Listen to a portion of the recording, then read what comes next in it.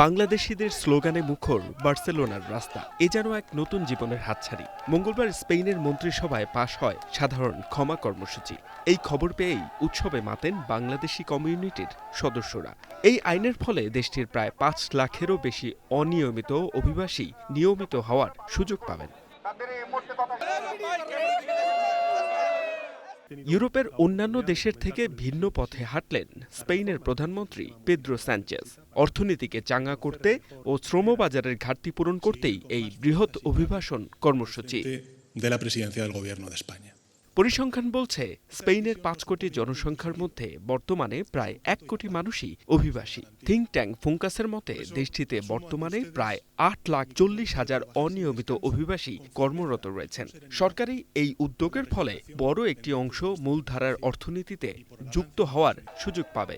বৃহস্পতিবার থেকে অনলাইনে বৈধতার আবেদন প্রক্রিয়া শুরু হতে যাচ্ছে। স্পেন সরকারের এই সাহসী সিদ্ধান্ত পাল্টে দিচ্ছে অভিবাসীদের জীবন। একই সাথে এক নতুন মানবিক দৃষ্টান্ত স্থাপন করল দেশটি। H M Ataullah, one international desk.